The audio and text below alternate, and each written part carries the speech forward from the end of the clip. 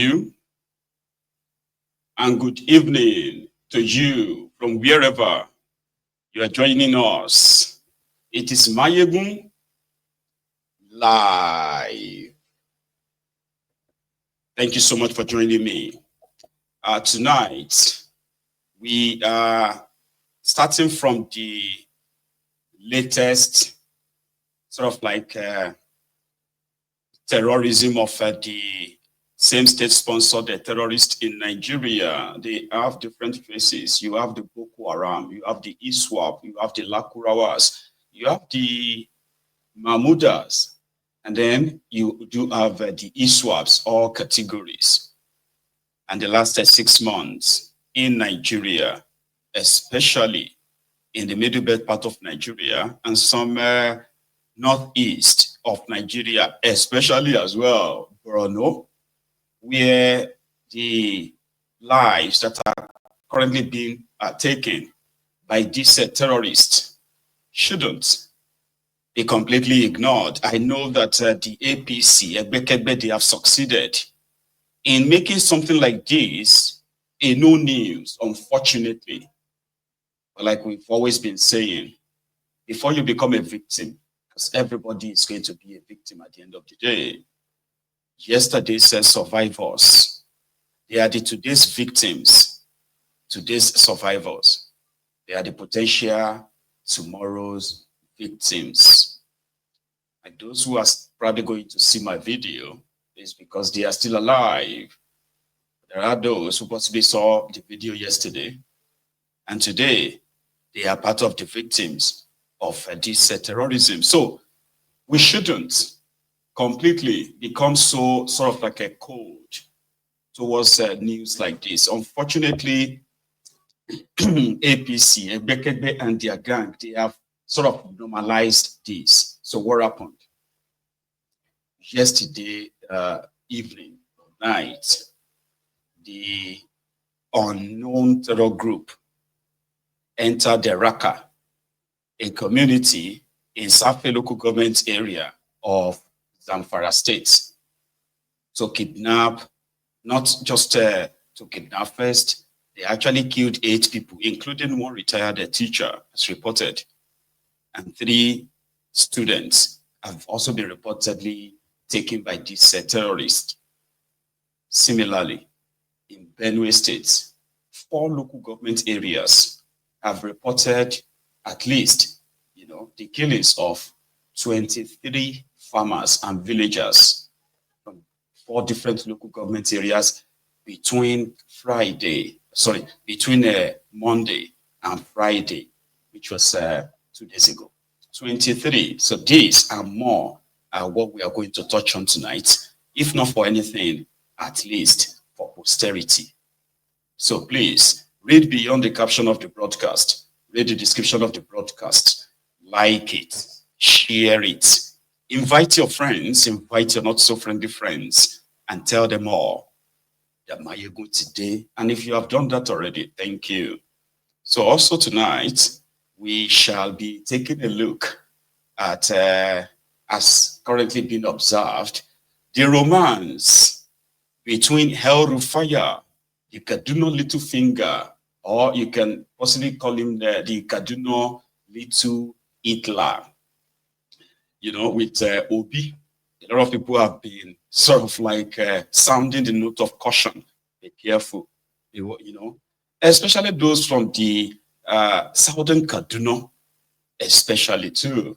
Anyway, we're going to touch on that because El Rufaya and Obi, they were guests at the forum in, I think, at the Cambridge University. I've been at University of Cambridge, where they were caught having a close chat, possibly before they went on stage. So we're going to dig into that. Also, tonight, as you possibly must have noticed, there's been drama all over Lagos simply because they did their supposed APC, did their party primaries for local government areas in Lagos. So I've got something on that for us tonight. So I actually I saw APC supporters shouting fraud, scam, lies, and all of that, when their usual, their usual kind of mode of operation is Baba Sokwe. So once the order from above came, everybody is expected to file on a single line. It seems these ones are not falling in line after the announcement of those that will be their candidates. In a local government election expected to take place next month. Okay, so going to get to that one too, and a few other things. Also tonight, we are going to have guests. The guests from Yoruba Union who are going to come here seek for our support for a young mother, which I told you about yesterday, right? And if there is time, enough time for us tonight, of course, we shall take calls. So let's get down to it, brethren. So in the news, right, is that they use bandits for them, bandits, okay? So bandits entered a community, a government day secondary school in Raqqa, Safi local government area of Zamfara state. Zamfara state is a state, right, that is so kind of like at the center of the modern kind of terrorism we are witnessing in that contraption. So let me give you a bit of a throwback. And it starts from when in 2013, 2014, up till like, July, August of 2015, when Nigeria was still dealing with just one single terror group called Boko Haram, with the backing of the Al-Qaeda People's Congress, the terrorists who formed the APC, the Hellfire and Co. They were able to kind of like gain the attention of the supposed almighty Nigerian army. But it became almost obvious then that the Nigerian army were either new to the terrorism fight, or corruption, or incompetence. Whatever it was, people kind of made different kind of allegations then. The reason why the Nigerian army couldn't defeat Boko Haram. So it cost Igbire Jonathan his presidency. But before that, the other factors that make it almost easier, right, for the Boko Haram terrorists, as well as their sponsor, to have a complete field day was the intervention in Nigeria's politics by the American government under Barack Obama. I won't stop telling you that because it's true. So that factor, right? Despite all of that, I'm talking about beyond the internal factor, we also have the external factor. Not like those who kind of give them weapons directly. I'm talking about those who ensure that some diplomatic cover were given to them under different guises or what have you, right? But Jonathan went to South Africa, I remember. And I think he brought, at the time, the South African mercenaries, in which, at the time, some of the northern politicians, their supposed leaders, condemned the killings of the Boko Haram at the time. I mean, today, I don't know how old you are. This was like 10 years ago. 10, 12 years ago, by the way, all right? So they condemned it. They said Nigerian army, not the mercenaries, because it was the mercenaries. They were like, already, if you remember, they had to postpone an election in 2015 because of this Boko Haram fight. Now, the point is that they had those whose contract was to decimate them. Because I used to ask myself, like, okay, which we later found out, okay, that it was the combination of all of what I listed as the reason why Nigerian army couldn't defeat Boko Haram. The Boko Haram inside the Jonathan's government, that he said, helping within to either share intel with the terrorist or ensure that any intel about the terrorist did not get to the right table, and the right action was not taken. Corruption, incompetence, all joined, right? So it exposed Nigerian army.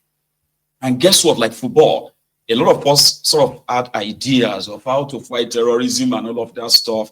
And majority concluded at the time that Jolantan was weak, possibly couldn't give the order. Not like the right intel were being hidden because of the compromised government that he ran, or the entire system that was compromised at the time.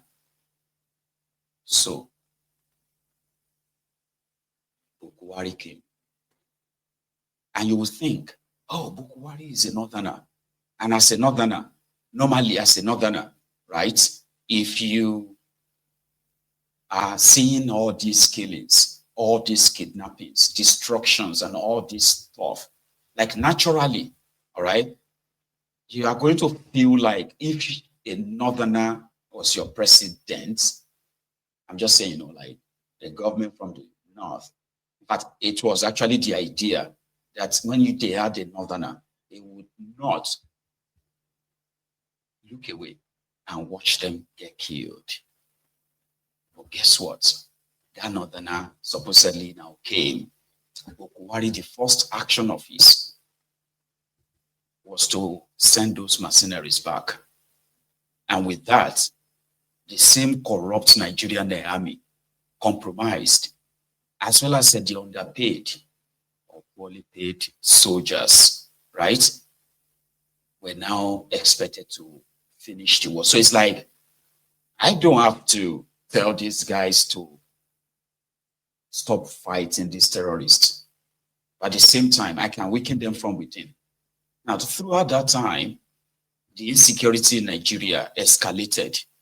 It became more than just Boko Haram. Or then we had ISWAP. Then Fulani terrorists joined.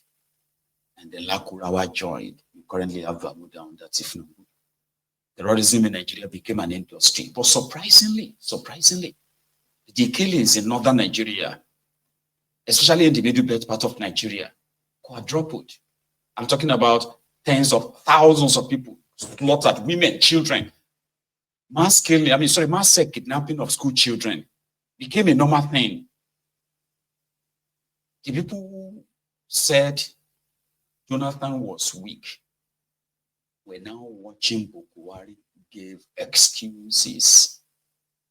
Excuses why, lies after lies on why, the terrorism continues to grow in Nigeria. Everybody watched it too. All of us watched the growth of terrorism in Nigeria. In 10 years, now you have more than 10 different kind of terror groups in Nigeria, including those ones in uniform.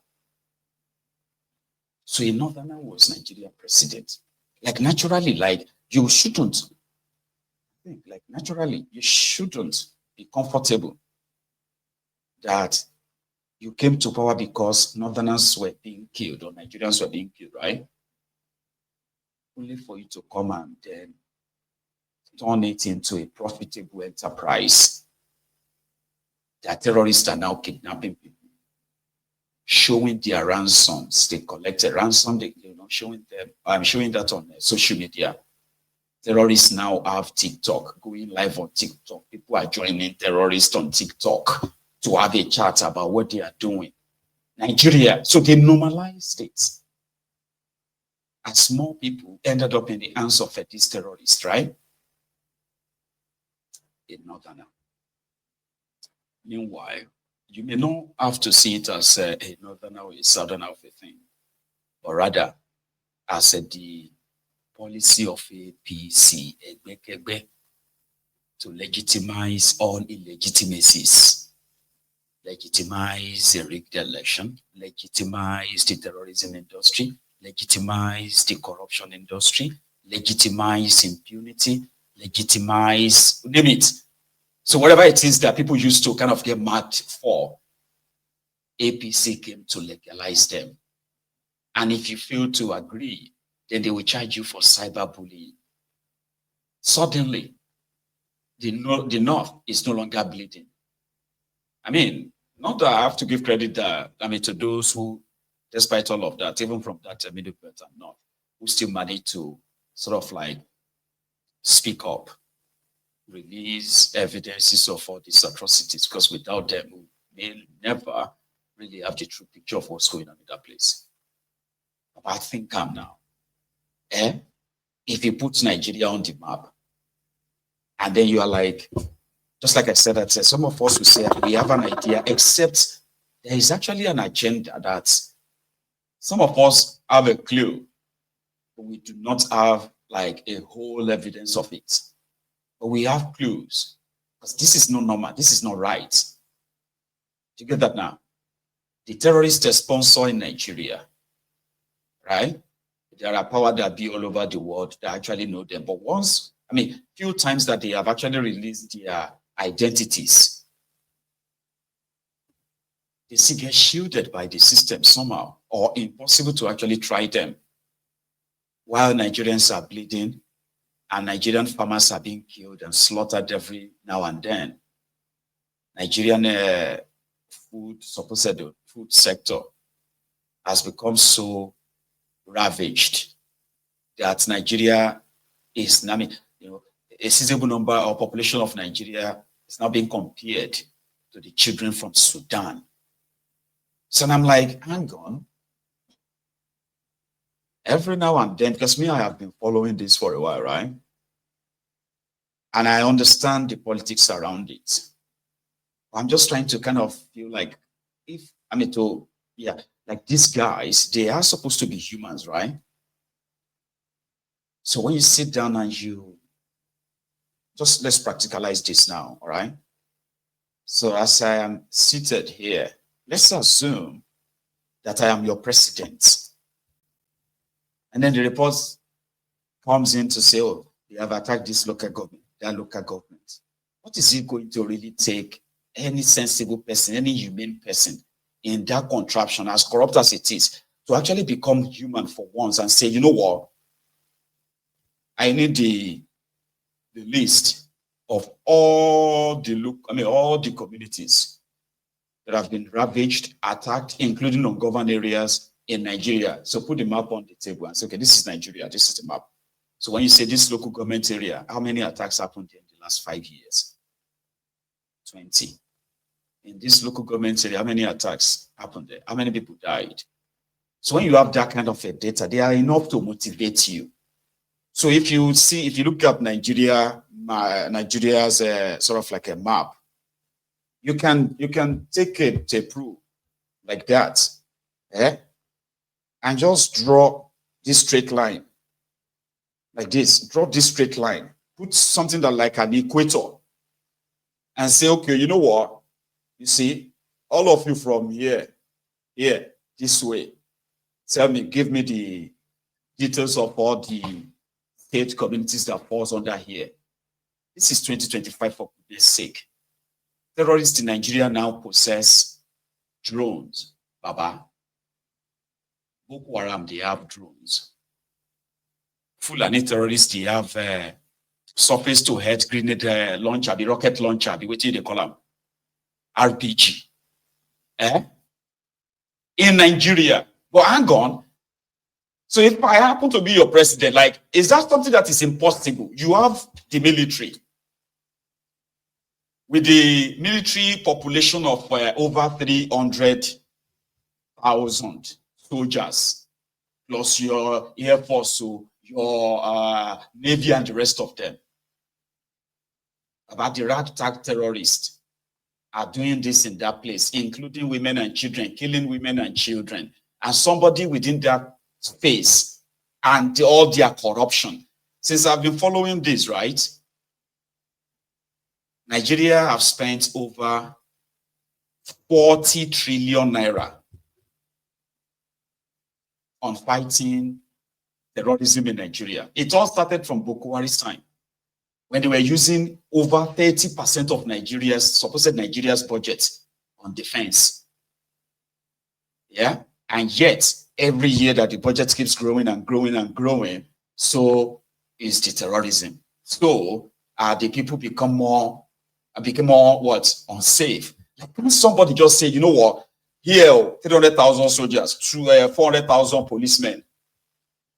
Like, you can actually put together 1 million, and you don't even need all of them. I just need 10,000 soldiers and call them special forces or special force.